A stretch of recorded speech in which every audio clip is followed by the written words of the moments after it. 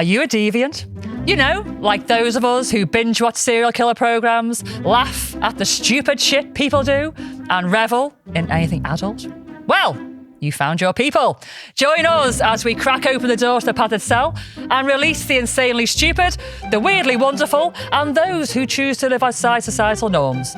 We'll delve into the strange, the macabre, the sexy, and the outrageous. So, if you're a deviant, then you have your place with us in the padded cell.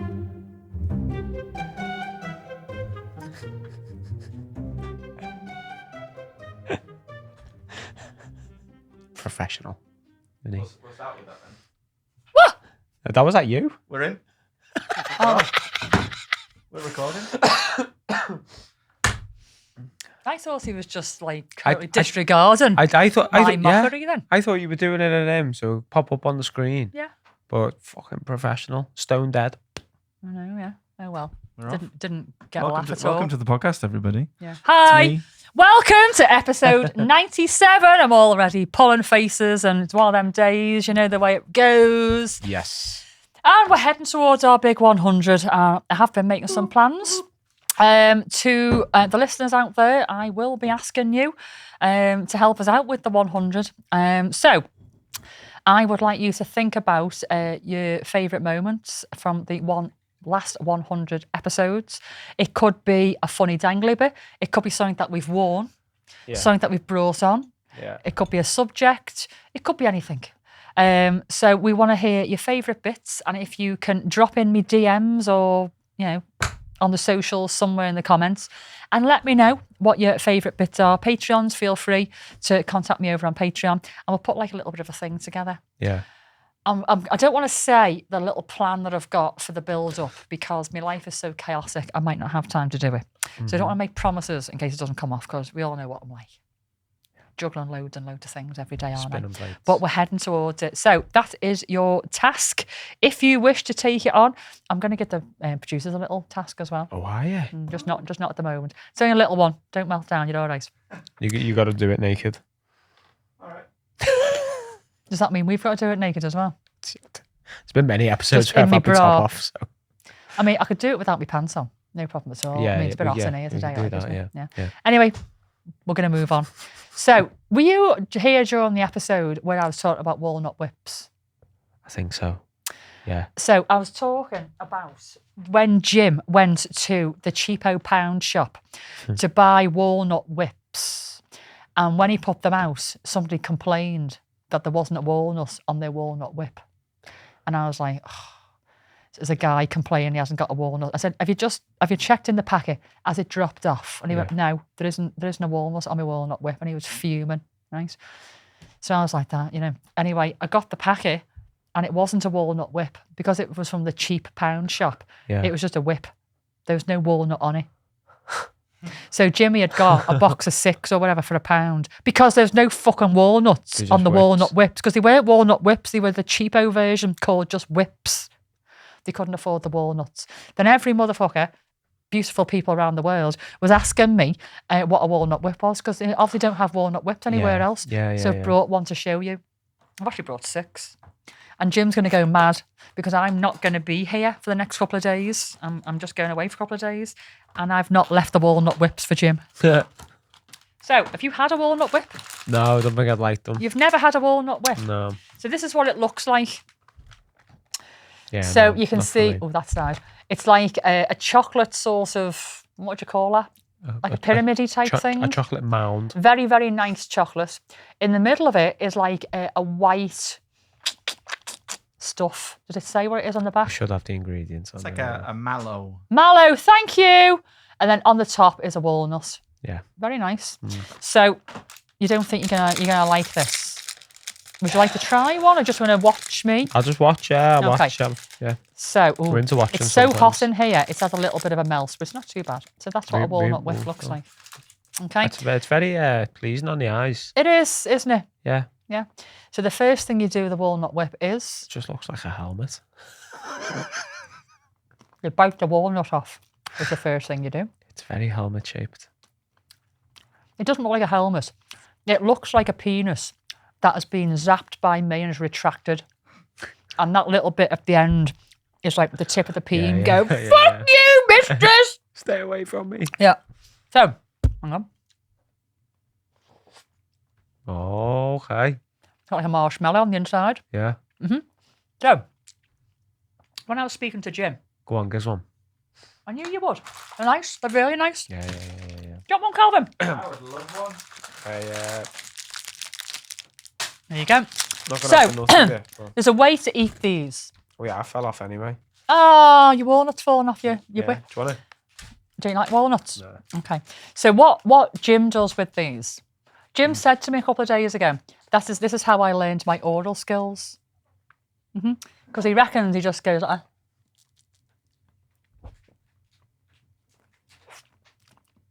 And he just gets his tongue right in.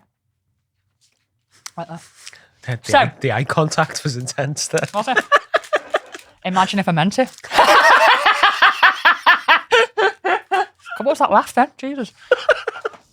Okay. So that's the walnut whip. And there's no real reason. There's nothing about walnut whips on this day. It's just Monday. But I bought some. And I thought, you know what? I'm going to show you what a walnut whip looks like. Seems you were all asking. So there you go. You're welcome. What do you think? Right, aren't Nice, they? aren't they? I like Nestle chocolate. Like everything else, shrinkflation has made them a lot smaller. They used to Sure. be quite big. Yeah. Yeah. It was like a proper snack, proper little treat. Now it's just a morsel, innit? I mean, I'd have one of those just to think about if I want one or not, and then have another one.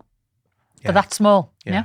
Yeah. Right, we're going to move on. Non-tray. Right, so on this day, so this is going out on the 24th of July. Mad, innit? So on this day, 24th of July 2001, the Earth had a little bit of a wobble. Had 3 wobbles, actually. In 3 separate places across the world at almost exactly the same time, earthquakes hit. Oh, yeah. So they weren't on the same, tectonic plates. Yeah. So, 24th of July 2001, at 2:39 p.m, a powerful 6.6 magnitude earthquake struck Peru, toppled buildings and triggered all sorts of landslides and everything. Minutes later, tremors were recorded in Taiwan. A smaller but measurable quake, still to send people rushing around in panic and all that kind of thing. Within the hour from 2:39, Alaska was hit by a moderate earthquake. Seismologists initially chalked it up to coincidence, but then later was like, no, because they're on different tectonic plates. Yeah. None of them were aftershocks. They were actual earthquakes in their own right. And the fact that they were nearly simultaneous, it just doesn't match with like global stress patterns and how earthquakes can have a knock-on effect. It just didn't fit the criteria at all. There's loads of theories around at the time. Some people said it was a HARP experiment or a test, which is a high-frequency active auroral research program in Alaska. It's very tin hat, that, to be honest with you. Yeah. Some people say it was a detonation of a secret weapon. Other people say it was just the Earth adjusting itself under some kind of planetary or solar pressure. Some even pointed to an obscure planetary alignment that happened in the week, claiming that cosmic forces were messing with the Earth's magnetic field. Basically, they don't know. Yeah, and everyone's just having a go. Nobody knows why this happened. I think scientists, because they've ruled everything else out, they're just saying it's just a big coincidence. Yeah. Can it be, though? Can it be really a coincidence? I don't think so. I'll leave that to you to think about. Guess in the comments. Also, on this day, have you heard of the actor called Peter Sellers? I think so. Have you? Yeah. Dig deep. I did. You don't know why? No. Have you heard of the actor Peter Sellers, Calvin? Yes. Have you? Good. So, Peter Sellers played Inspector Clouseau from the Pink Panther. Yes. I mean, he was in loads of films, to be honest. Doctor Strangelove and all that. But I think, and he was in The Goonies as well. Not The Goonies. He wasn't in The Goonies, The Goons. The Goons. Was he in The Goons? Was he in The Goons? He was in The Goons, wasn't he? He was in The Goons. But he was in loads and loads of things, and he was an actor, and a good actor, but ended up doing quite a lot of comedic roles. Really, lots of satirical type stuff. But the reason why I'm bringing him up, so he died on this day. He wasn't born on this day. He Right. died on this day. The reason why I'm bringing him up is because he actually guessed his own death date a few times. No way. He guessed that the 24th of July would be the day that he died. And it's not like some like romantic like thing of like, oh yeah, I'm going to die on this day because it's significant. It was just a date that he felt he'd been cursed. It was going to be on this day. And he literally named it.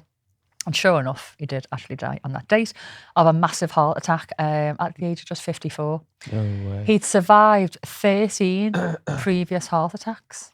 Here he is. That's him, yeah. Inspector Clouseau. Yeah. So, I don't know if you remember in one of the Pink Panther movies, he was really, really famous for going, a bum? A bum? Yeah, really, really I've good. seen little clips of him, yeah. Very good. So he'd had 13 previous heart attacks. One clinically killed him for 2 minutes back in 1964. Yeah. After being revived, he claimed he had an out-of-body experience where he floated above the hospital room and watched his own resuscitation. We spoke about that before, haven't we? Yeah. And from that point on, he became fascinated with the afterlife, visited mediums, and believed he was guided by spirits. He actually once told a friend, I'm not actually Peter Sellers, I'm just inhabited by him. It sounds kooky as fuck, doesn't he? He made his funeral plans in advance. Now, I know that's really common now, but back in the day, it wasn't. Oh, yeah. And when his cremation took place, no one could find a copy of the eulogy he wanted. Just like him, it vanished with a twist, basically. So was it a self-fulfilling prophecy or just one of those things? We'll never know. Yeah. But 3 separate occasions he said, I'm going to die on the 24th of July. That's crazy, that, isn't it? Would you want to know the date of your death? Yeah. Would no. you? Nah. No. I wouldn't want to know. Don't think so. Yeah, it'd change how everything plays out, wouldn't it? I think if you knew the date of your death, it would be a good and a bad thing. You'd live your life knowing that you've only got a certain amount of time left. Yeah. And so therefore, I think you'd live every day a bit better. Yeah. You'd make the most of your time. But then if you knew how you were going to die as well, the day you were going to die, and it wasn't a great way to go, you'd live the rest of your days trying to avoid that. Yeah. And then it'd become an obsession. Yeah, but yeah. So let's say it was predicted that you were going to die in 18 years' time and you were going to get hit by a car. You probably wouldn't walk on a road ever again. You stay indoors, wouldn't you? So it'd affect the rest of your life. So it wouldn't just affect the fact that you know you've only got 18 years left, but it would affect the quality of how you spend those 18 years. Yeah. So I wouldn't want to know, personally. Right. Lastly, on this day, on the 24th of July, 1942. Do you know what a blimp is? Yeah. Do you? Yeah. What's a blimp? Those big fucking... I didn't know. No. I just thought they were airships. Didn't know they actually had a name. Yeah, blimp. It's a really shit name. It is, isn't it? It's like a masterpiece of engineering. The fact that this fucker stays up at all, Yeah. and they call it a blimp. What were the German ones called? Zeppelin. Zeppelin. Yeah. Yeah. Excuse me, I just burped. I need another one. Excuse me. It's like Coke. Right. So, 1942. A blimp floated back to Earth over Daly City in California. But something was missing from it. Its crew.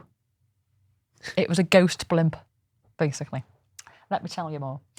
So this is the story of the L8, which is an infamous ghost blimp. Yeah. So in the middle of World War II in the US, the Navy were using airships, actual blimps. It's mad when you think of how easy they are to basically shoot out the sky. Oh, yeah. I think they were used on reconnaissance missions more. They were they- yeah. used to survey coastlines and stuff like that.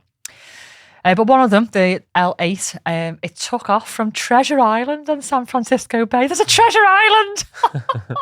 Those in San Francisco are going, yeah, Yeah, it's down the road. not bad. Yeah.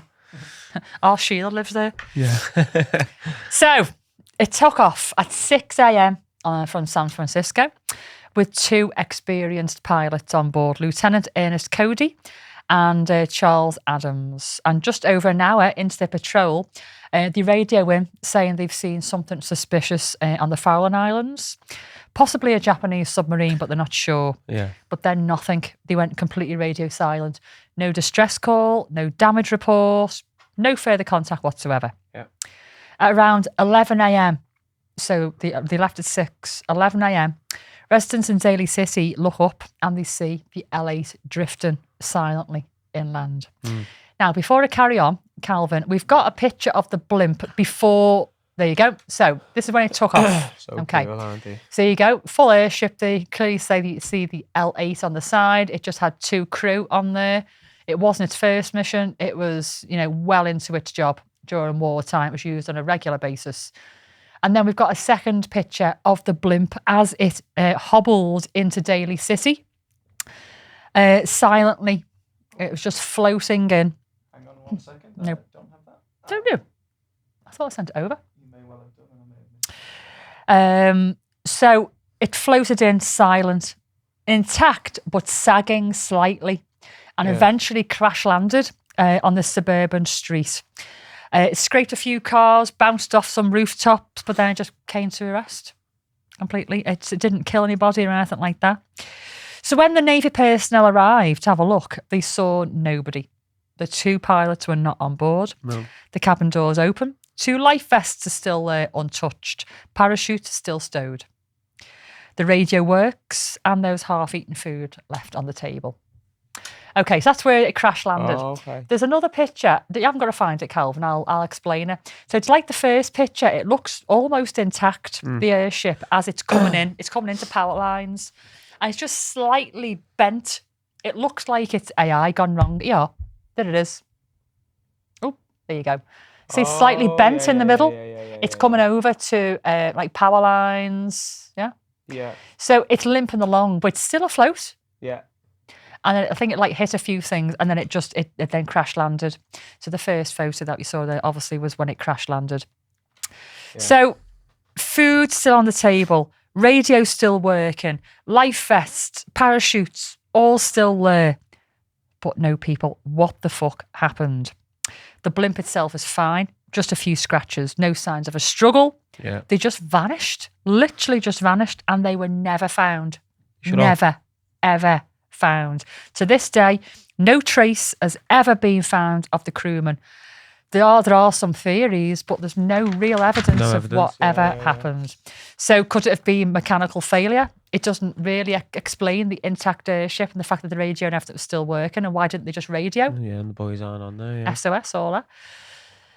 It could have been a mid-air fight or a suicide pact, but there's no blood, no weapons, no sign of struggle, nothing. They could have been captured by a submarine.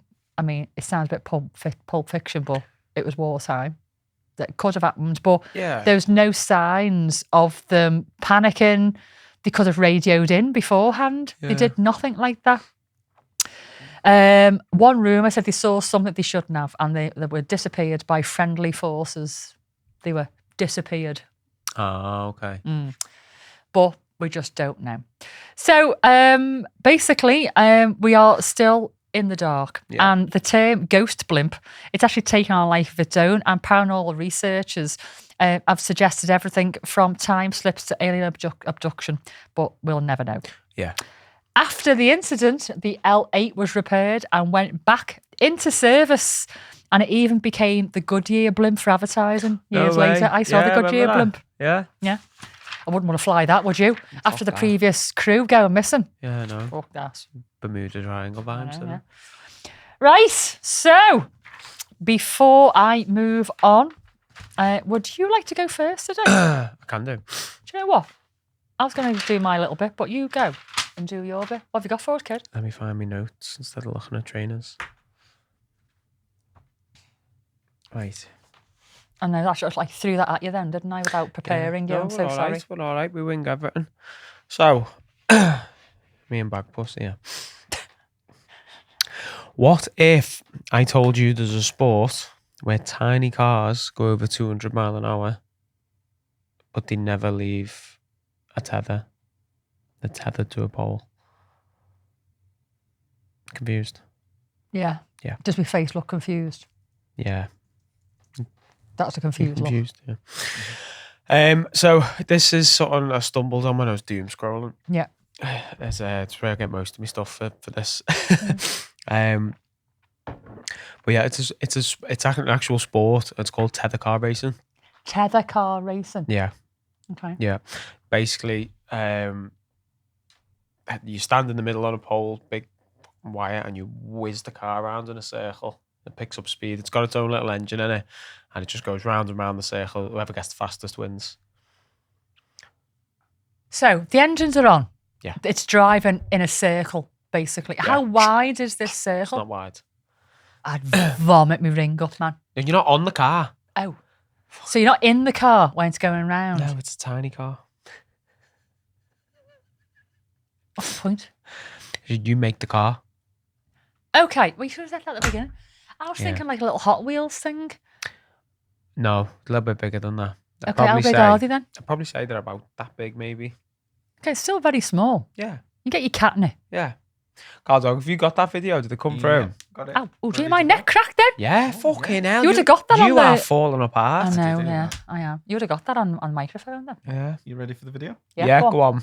Don't need to watch it all, like, No, but I'll just clear this. I'll give you the idea of what I'm talking about, I Okay. suppose. So this is a guy with the world record. That's how big the car is. Do you see it in the background? So he sets it off and then let's go. And the engine just starts spinning, yeah. So is the track like a gully so it can't come out? Yeah. Yeah. The noise is quite pleasing. Isn't it good? Oh, yeah. Jesus Christ, 217 mile an hour. Yeah. Okay, so why? And who started this? Where's this come from? Yeah. So, this originated in Europe in the 1930s. Germany, bet ya. I think it was Germany. It must have been Germany. They do all sorts of mad shit like this. Yeah. Love it. It says Europe and the US, and it was inspired by the popularity of the internal combustion engine. Okay. So obviously they've got cars knocking them out, and they thought, "Why don't we make them small and just fuck around with them?" So whoever did think of it, fucking excellent idea, because I like that. Had the cars run in circles, had to a central pole. We've just seen that, and the peak popularity for it was in the 50s and 60s. Never heard of it. No, same. So, I still got global communities today, and I wrote a section out on how it works, but I kind of just thought it'd be easier to show you the video.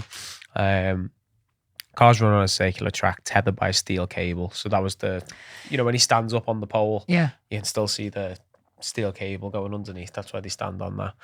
There's obviously cut Well, take it, cut you in half. Yeah. The engineering challenge. So it's got to be lightweight, aerodynamic, custom fuel, precision mechanics, because obviously So it's only a custom small fuel, car. what sort of fuel then do you think it would? It'd be some sort of petrol mix, wouldn't it? Or Yeah, gas or something yeah. along them sorts of lines. I wonder if it's nitro, actually. Because It could be. it's not a real car with people in it. Yeah, So it could be nitro. Just to give it, especially doing 217 miles an hour. Mm, Blast that's it. not just normal fuel, that. It's not, is it? No. I'd love to have a go in one though. In one? Yeah. It's a bit too big. Sounds Yeah. a bit. Just sit on top of one. just hope for the best. You could go in the middle and whiz me. Oh, you'd be dead. Don't trust me with shit like Your that, mate. fucking body would be cracking. I can just imagine you, though, sitting on a little car with your knees up in the Send air, it back. wobbly knees like that. Just a fucking old man, sir. Culture in the community, very tight knit, Oh, I can imagine. which is probably code for fucking no one does Often it. with these mad, wacky things, there is a tight knit community because it's like Yeah. all the weirdos together, isn't To be it? fair, that was like that in our community, isn't it? It is. Yeah. Tight knit. All the deviants together. Yeah, because Yeah. half the people in our comment sections, they don't get it. No. You got to stay tight knit, haven't you? Yeah. Because why would you preach the benefits? Yeah. Why would you come on an international podcast and talk about your stuff? Keep it tight knit. Well, yeah. Yeah, exactly that. International community, hobbyists. It seems like a hobbyists type of sport, to Yeah. be fair, doesn't it? So, go on. I'm going to interrupt you again. Go on. Engineers and speed junkies. So it is just people who are, right, let's see how fucking fast we can get this little thing going. I know the races boil down to milliseconds. Do they win money out of it? Do they win anything apart from the glory? Might do. I do got to win some sort of... Well, it must take them ages to build these things. There's a lot of investment. A lot of tinkering and... So I'd want something at the end of it. I wouldn't be happy with the glory. They might just get a little plaque. No, I'd shove the plaque up their arse. I'd want more. It's a tight-knit community though, isn't it? I don't care. £5. I don't care. Do you do it for a £5? No, I want more. Google's saying tether car racing doesn't typically offer large monetary prizes like Large. major motorsports. The main appeal is often the thrill of competition, the craftsmanship, and the historical significance of the hobby. There you go. It's a hobby. So you go along basically and show off your little car that you've made. Yeah. And then you see how fast it goes and you all pat each other on the back. Yeah. Listen, it might not be for you. It's a tight-knit community. Me and Calvin are going to rent our car. Aren't we, Cal? Yeah. I could see you building your own car. Out of cardboard. Yeah, totally. Yeah. Right. So I typed all this up and I was like, fuck, it's all right, but it's not, it's not giving me the... So I went back in and I wanted to find some fatal or severe injuries from tether car racing, because I was looking at it, I was like, surely someone's fucking hurt themselves or killed themselves doing this.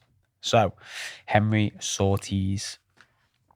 At just 18, Surtees was killed at Brands Hatch when a wheel from a different car broke its tether and struck his helmet at 161 kilometers an hour. Said the impact had 30 kilojoules of energy, and then the tragedy led to F1 and F2 to require double wheel tethers. So before then, must have just been one wheel on each. Yeah. But obviously going at that sort of speed, to get unstable, boom, bang.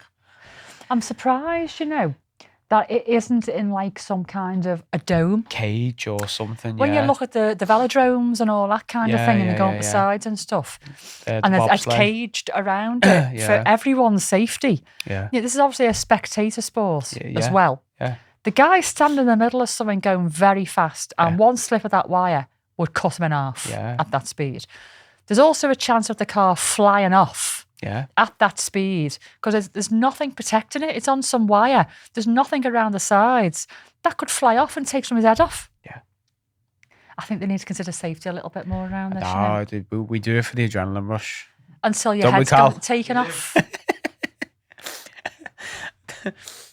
Well, that's it. His head nearly come off, didn't it? Oh my God, no. Can you imagine that? I should have looked for pictures, to be fair. I shouldn't look for pictures. No, you should have. You can do it off air. Yeah. I'll send you one later. Yeah, you shouldn't really do it on air. No. Off for that. Wheel fatalities in F1. Wheel? Yeah, so they've got like Formula 1 and Formula 2. Fuck off. They've got like proper Formula 1 and 2 and everything, like proper cars. Early 2000s in the Italian GP, a detached wheel killed Marshal Paolo Gislimberti. Gislimberti. Hislam? That's Italian. Hislam. See? Say my Japanese. I sound like Italian before. What are you trying to say in Japanese? I'm being mocked. And in 2001, in the Australian GP. See, we're international. G'day. That was all right. Thank you. That was good. It's the only thing I can do in Australian. Another wheel fatality. Struck another marshal. The marshals need to fucking get behind some cover. I've just used better wheels. Screw them on tighter. Yeah. Grain beverage. Beverage. You couldn't get. That's a boss name, that, isn't it? It's good, that, isn't it? Oh, imagine introducing yourself as Mrs. Beverage. Yeah. A bit of trade drinks. Oh, that's a boss name, that. Isn't it? Mr. and Mrs. Beverage. And then I haven't read this bit, right? I got ChatGPT to write me a wrap-up and outro. Okay. In a world of... fucking hell. Go on. In a world of remote control and video games, tether car racing is a roaring reminder of old-school hands-on speed culture. You got to wrap that? No. That's just a wrap-up. Oh, a wrap-up? Yeah. I thought you did a rap. No. I was going to say, it's a fucking short rap. I thought you were going to rap as well. Did you? It wasn't just me then? We're not done, sorry. And then it says, possible teaser. And next week, we're back with lawnmower racing. God, you lawnmower racing. I love shit like this. I wonder if it's put that in there thinking... Yeah, for next week, a little teaser. I'm going to search that and see. Do you know what? I need to use ChatGPT more for all my research shit. What I tend to do is I write it all out and then throw it in there and ask it to bullet point it. Oh, okay, yeah. I don't use it to do all the research because sometimes it's a little bit off, and it's part of the process for me. I like to do the research I have myself. about 6 windows open, just tippity type and everything. Yeah. Thank you. But yeah, do you know what? I might get ChatGPT, start writing like some corny fucking scripted stuff. I don't need ChatGPT to do that. You've heard some of my corny lines. There's been times, and I've actually read out what I've typed as like a little bit of a joke in case it goes a little bit flat. Remember, there's one, and you were like, "Did you actually type that?" And I went, "Yes." I'm proud. ChatGPT would just go, "No." Yeah. Too cheesy. But no, I was trying to find more on it and stuff like that, but there wasn't lawnmower racing next time. deal. That would be good. Lawnmower racing, but I want to do that. I want to do like a fucking deep dive on this Kalashnikov thing. Yeah, we'll do it. Do it. When you haven't got kids, lol. Are you done? I'm done, mate. Thank you very much for that. Right, before I move on, I am just going to say a very quick hello to some of our Patreons. Yeah. I'm just waiting for the screen to do its thing. I'm really sorry, everybody. Do you know Bagpuss's got a little... What? Little... Isn't that not where its nose was? No, his nose is here. That's his mouth. So actually open, you can get your finger in it? Yeah. The Bagpussy. Wow. It caused a little hole in there. Mate?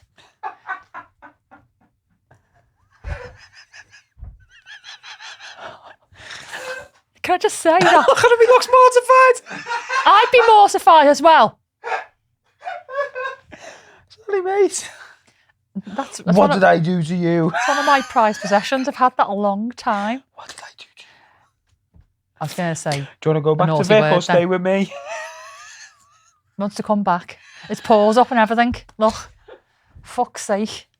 Oh, I'm sorry, mate. Ooh, it's all wet. It's been used. Spunked over the face. It's been used. I'm so sorry. I'll give you a little wash later. Oh, nice. Oh, look his little face. Look. He's mortified. Oh. Yeah, so that was on my desk in work for years, that, when I was younger. Oh, yeah. When I was a young whippersnapper working in an office. It's cool, that. Yeah. Bagpuss is my favourite childhood character. Mine too, now. Oh, he's dead cute. Anyway, fucking hell. Right. Fucking face shag on me Bagpuss. Okay. So, I want to say some hellos to some of our new Patreons. Oh, gosh, we've actually got quite a lot of you. Hang on 1 second. No, like, literally, we've got loads and loads. I really should have done this well before now. We should do an outro of rolling credits of just the new Patreons. No, because I like to actually give them a mention. Yeah. So, right then, let's give you a little roll call because there's quite a lot of you. Oh, hang on. Here we go. Right, so we've got, I was talking to these yesterday. I might have actually mentioned you before. Lee and Sue. I was talking to Lee and Sue on Facebook yesterday. Facebook, keep saying that. Nick, somebody called Show Yourself. Show yourself! That's like when you go ghost hunting and they're like, show yourself. Show yourself. If you're here, show yourself. Yeah. Is that why you call Show Yourself? Who knows? Or it's just a flasher, maybe. Sorry, thank you for being a Patreon. I've got Cecil, Metal M. Oh, Cecil's a sick name. Well, Cecil Hotel. Do you know about the Cecil Hotel? No. I have talked about it before, but I don't think you were here. Anyway, Metal M. Suzanne. Mm-hmm. We've got Timothy, Claire, Wilbo Baggins. Oh, he was on the YouTube today. Was he? Yeah. And we've got Kristen as well. Oh, they're all new patrons. Loads of you. Welcome, gang. Hi. Welcome in. I do like the Wilbo Baggins. Wilbo Baggins. I like when people come up with creative names. I feel like if you're out there and you're a toy company, I think you should make a silicone cast of Bilbo and call it Dildo Baggins. Dildo Baggins. Yeah. Yeah, good too. Yeah. Right. We haven't got long, have we? Fuck. Okay, I don't know what to do. Whether to do a quick segment or whether to do me dangly bit. Because I talked quite a lot at the beginning, didn't I? I talked about Peter Sellers, talked about the Ghost Blimp, talked about the 3 earthquakes. Yeah, the Ghost Blimp was like the mini section. Oh, they all were really, weren't they? Yeah. So do you know what? I'm actually going to keep my segment for another time because I want to give it a bit more time. It's a really juicy one. Yeah. It's a proper juicy one. Yeah. So I'm going to give you me fetish factoid instead. Let's do it. So here we go. No, it's not one of those ones. I haven't changed my t-shirt this episode, I just realised. Yeah, I had a BDSM t-shirt on especially. Well, I didn't, I brought it with me, I've put it on. I seen her hung up as well when I come back from the toilet. I'm a tit. Anyway, so today, 24th of July, do you know that today, you should know, is International BDSM Day? Is it? Come on. It's our day. Well, it will be on the 24th. It's not the 24th here at the moment, but it will be when this goes out. Yeah. That's a good little spot for our little pickle there. Very good. Yeah. Anyway, so International Day of BDSM. There's actually an International Day of female dominance as well, pro domies. Okay, yeah. In April. Yeah. Yeah. Anyway. Go Queens. So, International BDSM Day. Yes, there's a day for everything. It's a day to basically wear your best collar, polish your boots, all that kind of thing. But, you know, seriously, it stands for visibility rights and the deep human psychology behind the power exchange in BDSM, raising awareness that we're not mad. Yeah. That is the main reason, really, because in all the comments I get about our BDSM reels, I'd say a good maybe 3-4% of the comments are people say that you're mentally ill. Yeah. You need to be locked up. I get it on Insta, TikTok. You're mentally ill. You lot need therapy. That sort of BDSM stuff. is my therapy. Yeah. So to everybody out there, let's say it's International BDSM Day.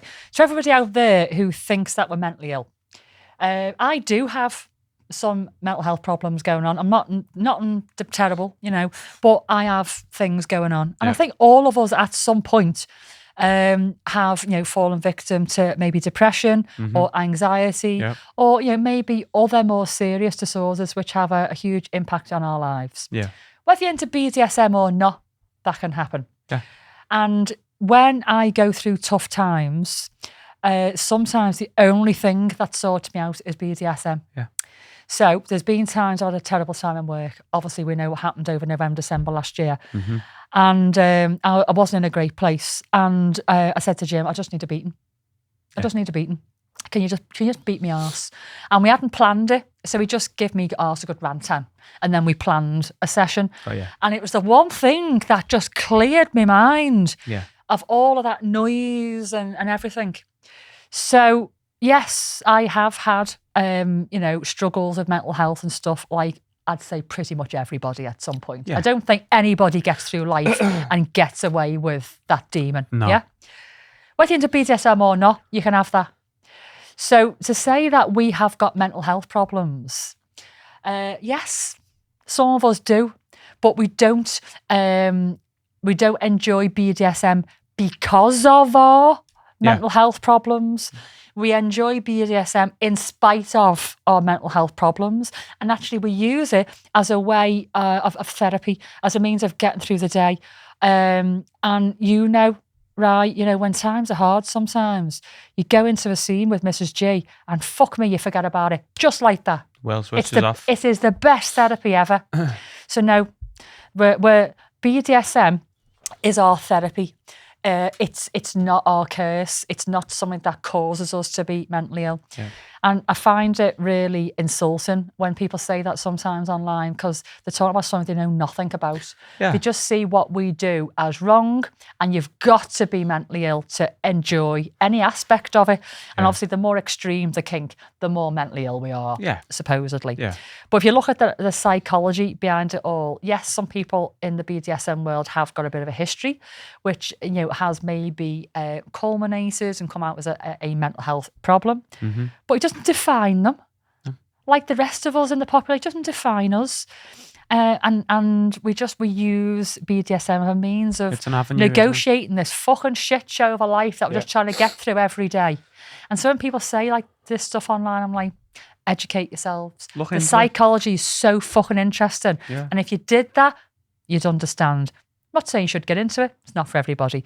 But when people comment on something they have no idea about, it doesn't play my mind, but I'm like, no, you're wrong. You're wrong. I sit and look at the comments and think, there's no point even fucking I don't even message back anymore. Yeah, it's like, it's going to fall on deaf ears. Yeah. And what's the point? Like, yeah.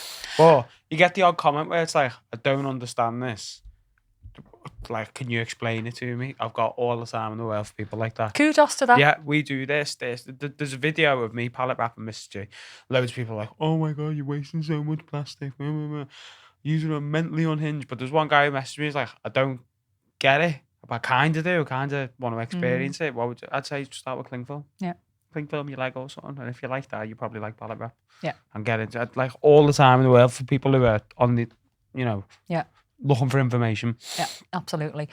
The misunderstanding about BDSM, it does lead to comments like that. But also, there's this like ostracisation with our community. And I think if everybody was really honest with themselves, I'd say most people have tried or want to try a little bit of the old, handcuffs and blindfolds and all that kind of thing. Yeah. And so, would I be handcuffed to something? No.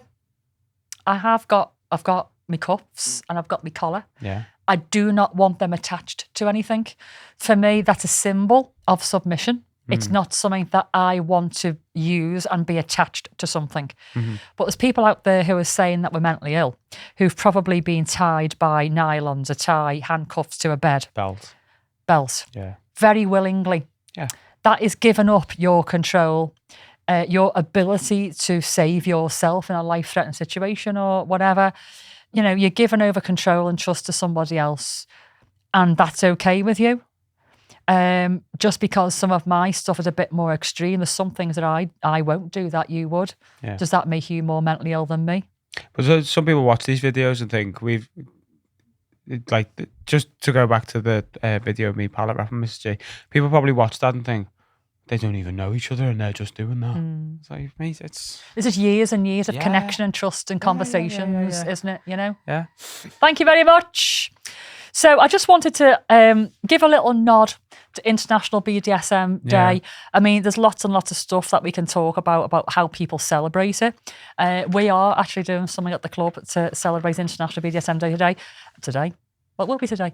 I think we're going to be offering like discounts and stuff like that for 24 hours, just like a little bit of get a discount for a BDSM event, come and experience it, that kind of thing. So if you had a closet kinkster, get involved. But I just wanted to just give it a little nod and that we're not mentally ill. We have a hobby, a very expensive hobby, which happens to be kinky, and we're very, very, very good at it. Yeah. And our mental health does not define us or define our BDSM. It's just part of our little package, it helps, our little offering to the world. Yeah. So on that BDSM bombshell, we are going to leave you. So if you're binge watching, put the kettle on. We'll see you in 5. If not, we'll see you next week. Love you, bye. And there we have it. Another day made better by listening to the curators of chaos. Thanks for dropping by. And if you enjoyed the show, we'd really appreciate you sharing the Love the Padicel podcast with your friends. Don't forget to give us a follow on our socials, maybe some 5-star reviews, and feel free to send us an email to medic@thepadicelpodcast.co.uk or even interact with us on Facey, Insta and our other socials because we love chatting to you. Make sure you stop by next week because, as Bowie says, I don't know where I'm going next, but I promise it won't be boring. Catch you soon.